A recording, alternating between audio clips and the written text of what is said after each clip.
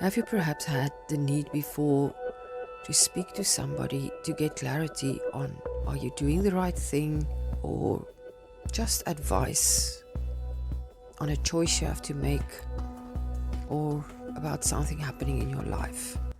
So you used to ask your father, your mother, a friend, and they're not there anymore.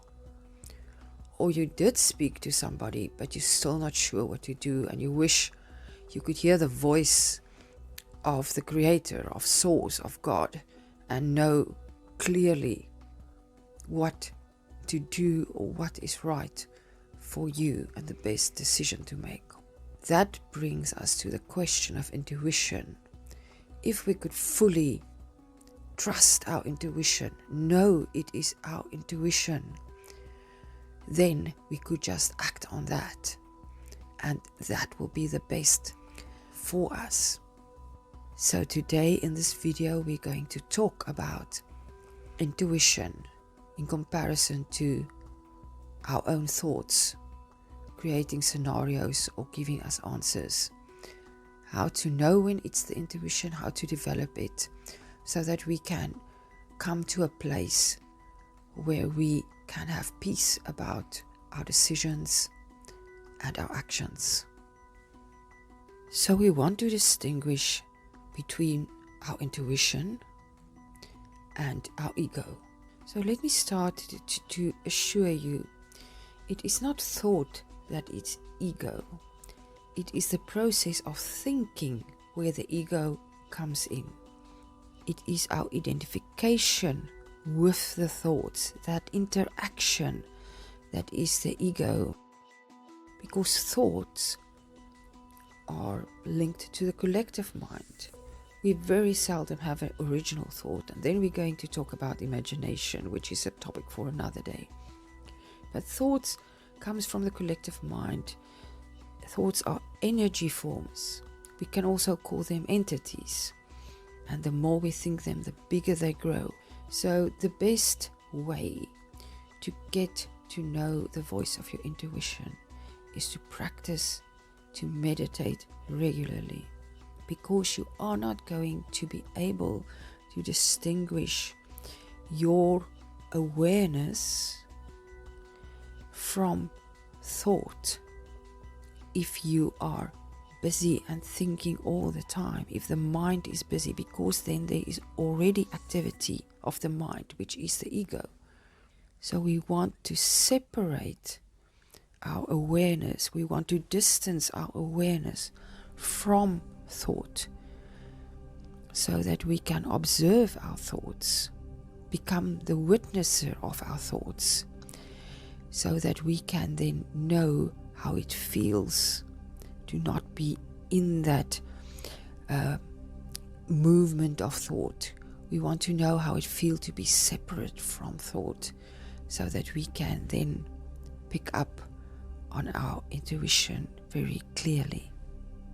So when we meditate, we bear witness of the activity of our mind.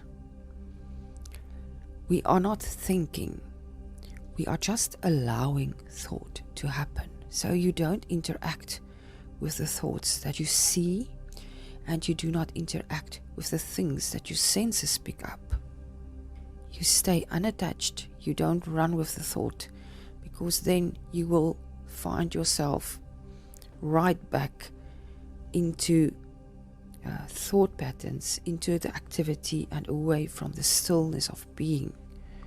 When you are not aware, when you are not conscious, you identify completely with your thoughts. There are no separation. And then as you start to wake up, there will slowly start to be a separation where you start to realize that the thoughts are separate from you. If I remember correctly, it is, what's that actor, Jim Carrey, who said that was the moment for him when he started to ask, who is thinking? If I'm not my thought, he realized he was not his thought. So who are thinking then? So we practice witnessing meditation, become familiar with this world of stillness, where there are no movement, there are no thinking. In this, you will deepen your intuition automatically, because the intuition is beyond the mind. It does not move. So if something comes up in your awareness, for instance, I want to go to this place. You don't know where it came from. You just heard that. The moment you now reflect on that, when you reflect on the thought, the moment you start to interact, it's not intuition anymore. Then you are in thought. You are busy with the ego. So the first thing is intuition is beyond the mind. It is like a whisper. I can best describe it as a knowing that exists in the stillness of being. That is your intuition. A voice, a knowing that reflects in the mind as a thought. Now the mind tries to rationalize the thought, and then it is when we start to question it. If you have watched my video about meditation using the Merkaba as a vehicle, I did mention that you should not question what you see in meditation. And this is exactly the same. When you start to question your intuition, that is where you lose it, in inverted commas, because then the mind starts racing. You should know the intuition always speaks first. That is that millisecond, that second before you start to engage with the thought, before you start thinking. So again, it's the stillness, it's not the movement. It never makes drama in your mind. You know, the back and forth, the questioning, that's not intuition. But there is something else that will help you, something that is also beyond the mind, like the intuition. That is when you are on the spiritual path. As we have discussed before, if you are on the path, busy transcending to the fifth dimension, the spiritual world, your gifts will become more and more, I don't know what's the English word, pronounced. Now, things like clairvoyance, claircognisance, clairsentience, where you see pictures in your mind. You have this knowing, you just know, or you start to sense something. Those are all from beyond the mind. Those are from the spiritual realm, and those you can immediately trust. Why would we want to follow our intuition?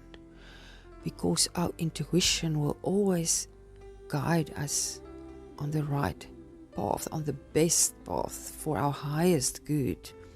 Because the mind is selective.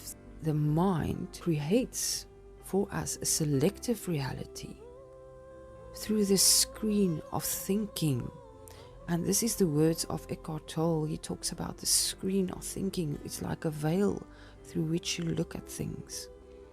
So if you don't identify with your mind, that is when you start to get clarity. That is when you start to create the space inside. That is when your perception is not selective like through the mind.